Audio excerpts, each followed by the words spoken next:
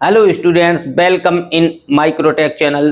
तो आज हम यहाँ पर डिस्कशन करने वाले हैं about the branching instruction. Branching instruction वो इंस्ट्रक्शंस होती हैं जिसमें मेन प्रोग्राम के एग्जीक्यूशन के सीक्वेंस को डिस्टर्ब कर दिया जाए और प्रोग्राम कहीं अदर जगह पर जो है प्रोग्राम एग्जीक्यूशन करने के लिए चला जाए। तो ऐसी सभी इंस्ट्रक्शंस को हम बोलते हैं ब्रांचिंग इंस्ट्रक्शन। ब्रांचिंग इंस्ट्रक्शन में दो कंडीशंस होती हैं, एक तो कंडीशनली होता है, एक अनकंडीशनली। अनकंडीशनली का मतलब है एक ब्रांच से मेन ब्रांच से इंस्ट्रक्शन कोई कंडीशन नहीं चेक करेगा, ऐसे ही जो है दूसरी ब्रांच में चला जाएगा। और कंडीशनली का मतलब है वो कंडीशन को चेक करके जाएगा, कंडीशन ट्रू है या फॉल्स है, ट्रू है तो जाएगा और नॉट ट्रू है तो फिर नहीं जाएगा। तो उनको उसको यहाँ पर डिसीजन लेना है। क्लियर है? तो यहाँ पर हम बात करने वाले ब्रांचिंग इंस्ट्रक्शन में हम सिर्फ यहाँ पर एक इंस्ट्रक्शन की बात करने वाले हैं, return instruction. Return instruction two types की होती है। कौन कौन सी होती है? यह इसी तरह का कंडीशनली, अनकंडीशनली और कंडीशनली। तो यहाँ पर है अनकंडीशनली रिटर्न इंस्ट्रक्शन, यहाँ पर हमने दिखाई है कंडीशनली रिटर्न इंस्ट्रक्शन। तो कंडीशनली रिटर्न का मतलब होता है, देखिए रिटर्न इंस्ट्रक्शन तभी लगती है इससे पहले जस्ट पहले एक निश्चित तौर पर एक कॉल इंस्ट्रक्शन लगी होती है। कॉल इंस्ट्रक्शन कहाँ लगाई जाती है? कॉल इंस्ट्रक्शन मेन प्रोग्राम है, subroutine program. Basically main program में जब कॉल इंस्ट्रक्शन लगाई जाती है, मेन प्रोग्राम में, तो यहाँ से मेन प्रोग्राम को छोड़ के प्रोग्राम का एग्जीक्यूशन कहाँ चला जाता है? सब रूटीन प्रोग्राम में। सब रूटीन प्रोग्राम में चला जाता है, मतलब मेन प्रोग्राम छोड़ के सब रूटीन में, मतलब इस ब्रांच से इस ब्रांच में चला जाता है प्रोग्राम एग्जीक्यूशन करने। यहाँ क्वेश्चन उठता है कौन सी, यहाँ पर लगा दी हमने कॉल इंस्ट्रक्शन। अब क्वेश्चन उठता है यहाँ पर कि पढ़ा रहे हैं रिटर्न इंस्ट्रक्शन, कॉल की बात क्यों करने लगे? क्योंकि कॉल इंस्ट्रक्शन का फंडा क्लियर होगा पहले, क्योंकि कॉल लगने के बाद ही रिटर्न लगती है। तो कॉल इंस्ट्रक्शन का फंडा क्लियर हो, 2070 पर प्रोग्राम चला गया है एग्जीक्यूशन करने। हमने कॉल इंस्ट्रक्शन जब पढ़ाई थी, इस डिटेल को बहुत डिटेल में पढ़ाए थे, यहाँ शॉर्ट में करेंगे। और यहाँ पर हमने कॉल इंस्ट्रक्शन लगाई थी 2010 पर, 2010 से 2011 पर गया, 2012 पर गया। तो यहाँ पर इतना तो यहाँ पर प्रोग्राम में एग्जीक्यूशन हो चुका है। सबसे लास्ट में यहाँ पर बचती है 2013। यहाँ पर जब कॉल इंस्ट्रक्शन लगी थी वहाँ पर 5 मशीन साइकिल्स लगी थी। तो यहाँ पर अगर एएसपी में 2099 था तो इस एड्रेस को सुरक्षित रखना 2013 को। तो कॉल इंस्ट्रक्शन इसको कहीं ना कहीं स्टोर करके गई थी। कहाँ स्टोर करके गई थी? स्टैक रिलेटेड मेमोरी में। स्टैक रिलेटेड मेमोरी में मतलब एसपी का एड्रेस है, मान लीजिए 2099H एसपी का, तो स्टैक के टॉप का एड्रेस एसपी रखता है, स्टैक पॉइंटर। तो वहाँ पर है टॉप के एड्रेस, यहाँ पर कुछ है और इस डेटा को स्टोर करना है। तो पहले एसपी में SP-1 होगा, ये होगा 2098 होगा। तो पहले लोअर बाइट आ जाएगा, यहाँ से यहाँ पर आ जाएगा लोअर बाइट, यहाँ स्टोर करेगा 20। पहले लोअर बाइट आता है, ध्यान रखना है।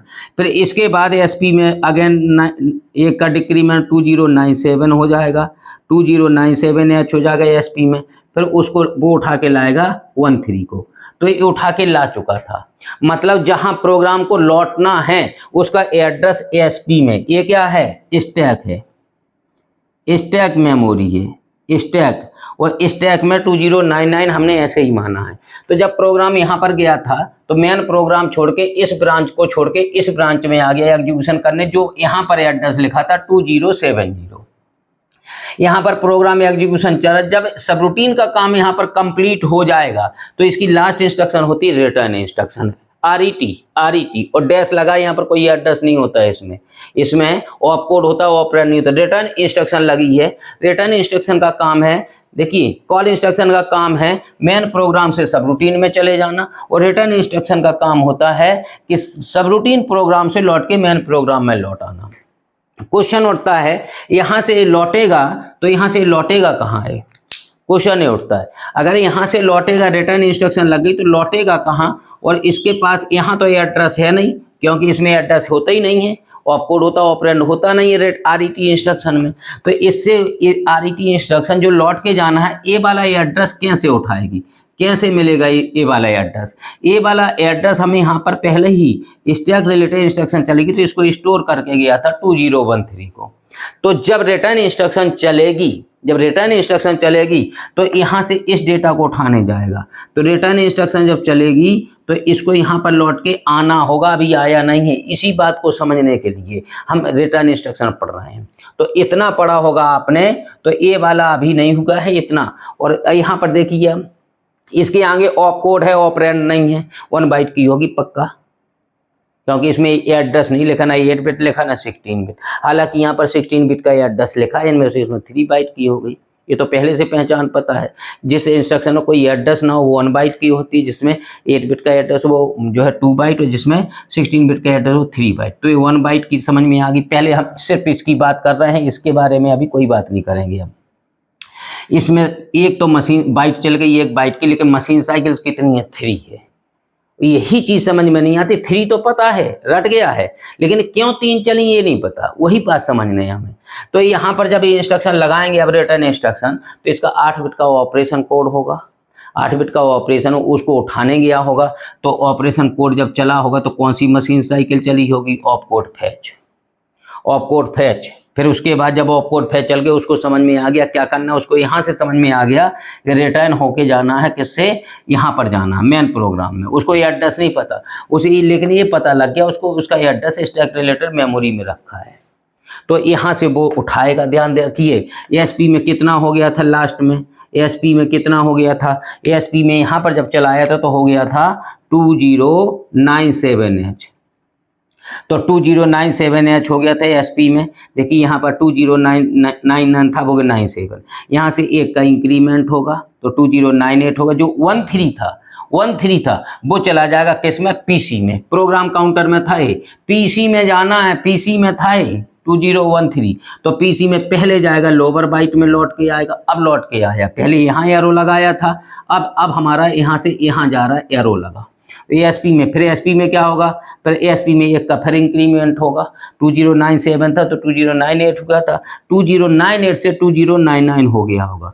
2099 हो गया। जो यहाँ पर डेटा रखा था अब यहाँ से कैसे जाएगा? अब यहाँ से लौट के जाएगा ये डेटा यहाँ पर ऐसे, और 20 यहाँ जाएगा। तो क्या मिलेगा? तो पीसी में क्या पहुंच जाएगा? प्रोग्राम काउंटर में।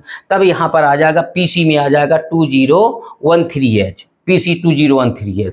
तो इसमें 3 मशीन साइकिल चलेंगी। कौन कौन सी? ऑप कोड फैच चली थी, स्टैक रिलेटेड मेमोरी में स्टोर था, तो यहाँ पर कौन सी चली थी? AMR चली थी। फिर इसको भी उठाने के तो AMR चली, तो AMR 2 चली, तो AMR 1 AMR 2। तो यहाँ पर 3 मशीन साइकिल चली। कौन सी? OFC और AMR 1 प्लस कौन सी? AMR 2। यहाँ पर कितने टी स्टेट कर गई? ऑप कोड फैच में कितनी टी लगी थी? यहाँ पर लगी थी 4T, यहाँ पर 3T, यहाँ पर 3T। तो टोटल इनको तीनों को जोड़ दिया जाए तो कितने टी हो गया? 10T का हिसाब हो गया। क्लियर है? ये तो थी आपकी रिटर्न इंस्ट्रक्शन। रिटर्न इंस्ट्रक्शन में क्या है? रिटर्न अनकंडीशनली रिटर्न थी भाई, ये अनकंडीशनली रिटर्न। इसने कोई कंडीशन नहीं चेक की थी कि क्यों रिटर्न हो रहा है, कोई कंडीशन नहीं चेक की इसने। तो यहाँ पर थी अनकंडीशनली रिटर्न, फर्स्ट टाइप की। कौन सी? Unconditionally return. Unconditionally return from subroutine, subroutine से लौटा है। ये सब रूटीन था, सब रूटीन से रिटर्न होगी फ्रॉम सब रूटीन। यहाँ पर और लिखना चाहें तो अब तो हम लिख सकते हैं टू कहाँ? Main program. मेन प्रोग्राम लिखना चाहें तो टू मेन प्रोग्राम। क्लियर है? To main program, main program में लौट आएगा रिटर्न इंस्ट्रक्शन से। अब रिटर्न इंस्ट्रक्शन जो है इतना ही रोल है रिटर्न का, सिर्फ एक तरह की होती है रिटर्न इंस्ट्रक्शन। कौन सी होती है? Return RET instruction. रिटर्न तो सब, रिटर्न तो ये भी रिटर्न है, लेकिन RET इंस्ट्रक्शन में आपको ये एड्रेस नहीं होता। क्वेश्चन उठता क्यों नहीं होता एड्रेस? क्योंकि एड्रेस उसका स्टैक रिलेटेड मेमोरी में उस टाइम कॉल इंस्ट्रक्शन स्टोर करके गई थी, वहीं से उठाता है। ठीक है, 3 मशीन साइकिल 10T आ गई होंगी। अब आती है कंडीशनली रिटर्न। ये कंडीशन को चेक करने के बाद रिटर्न होती है। कंडीशन ट्रू भी हो सकती है, फॉल्स भी हो सकती है। इसलिए यहाँ पर 2 केस बने हैं। केस फर्स्ट है यहाँ पर, और यहाँ पर है केस सेकंड। केस फर्स्ट में लिखा है इफ कंडीशन इज ट्रू। यदि कंडीशन ट्रू है तो कितनी मशीन साइकिल चलेंगी?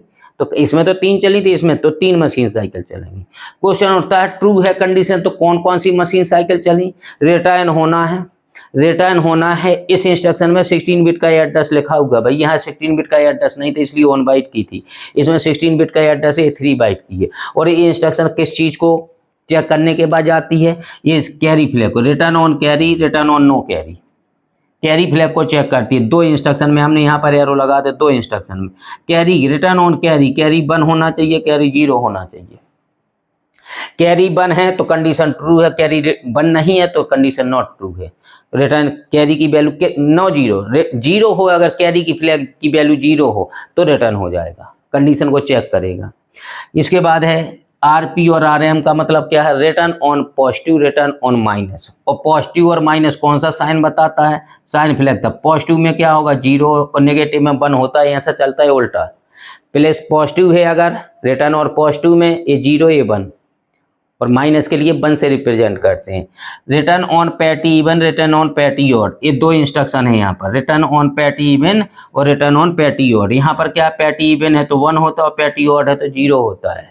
फ्लैग्स पड़े होने चाहिए स्पष्ट तरीके से, और फ्लैग्स की प्रैक्टिस यहीं से होती जब इंस्ट्रक्शन पढ़ते हैं। आर जेड का मतलब है return on 0, R N Z का मतलब रिटर्न ऑन 0। तो 0 फ्लैग कैसा चलेगा, रिटर्न ऑन 0, तो यहाँ पर 1 होगा, यहाँ पर 0 होगा। देखिए ये भी उल्टा चलता है, जब 0 ये क्या रिटर्न ऑन 0 तो जेड इक्वल टू 1 लिखा हमने, उल्टा। जब ये जेड इक्वल टू 1 सेट हो गया इसका मतलब है कि वहाँ पर रिजल्ट जो आया 8 नंबर 0 है एक्यूमुलेटर में, तभी फ्लैग्स मॉडिफाई हुआ होगा। तो ये होती हैं इसमें। अब ये कंडीशन ट्रू भी हो सकती है, नॉट ट्रू। यदि ट्रू है तो 3 मशीन साइकिल चलेंगी, नॉट ट्रू है तो एक ही मशीन साइकिल चलेगी। अगर ट्रू है तो 3 मशीन साइकिल चलेगी, लेकिन कौन कौन सी चलेंगी, जब 3 है तो OF है, क्योंकि 16 बिट का एड्रेस है तो OF तो पक्का चलना है। प्लस कौन सा चल रहा है, AMR भी चलना है। प्लस कौन सा चल रहा है, AMR फिर चलना है, इसमें कोई शक ही नहीं है। तो AMR 1 कह सकते हैं, AMR 2। यहाँ पर टी स्टेट कितनी लगती हैं, यहाँ पर लगेंगी कितनी 6 टी स्टेट। इसके ऑपकोड फैच में 6 टी स्टेट लगते हैं, 3 + 3। अगर इन तीनों को जोड़ दें तो कितना हो गया, 12 टी स्टेट हो गया। तो यहाँ पर हो गया आपका कितना, 12 टी स्टेट, इसलिए 12 टी स्टेट लिखा था यहाँ पर। इसके बाद कौन कब की बात है, जब कंडीशन ट्रू है। अगर condition, if condition is not true, true नहीं है कंडीशन, तो उसको जाना ही नहीं है इस एड्रेस पर, तो फिर ये एड्रेस चाहिए ही नहीं उसको, तो ये एड्रेस चाहिए ही नहीं। जब नहीं चाहिए उसको ये एड्रेस, तो एक ही मशीन साइकिल चलेगी। कौन सी चलेगी भाई, एक मशीन साइकिल। फिर एक मशीन साइकिल चलेगी, कौन सी चलेगी, सिर्फ ऑपकोड फैच चलेगी।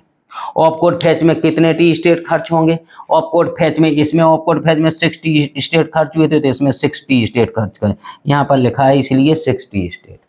क्लियर है। ये रिटर्न इंस्ट्रक्शन थी, ये कंडीशन को चेक करके हुए जाती है।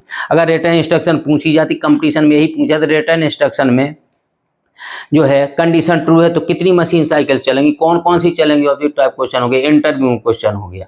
तो ये ब्रांचिंग इंस्ट्रक्शन का क्वेश्चन इंटरव्यू में बहुत पूछता, कंपटीशन में बहुत पूछता है, एग्जाम में बहुत आता है, क्योंकि बहुत ट्रिक वाली होती हैं। क्लियर है। तो ये हमने जो है यहाँ पर समझाया है, तो हम समझते हैं कि आपको बहुत अच्छे समझ में आया होगा। अगर हमारा पढ़ाने का स्टाइल अच्छा हो तो हमारे वीडियो को लाइक, शेयर और सब्सक्राइब जरूर करें। Okay, thank you.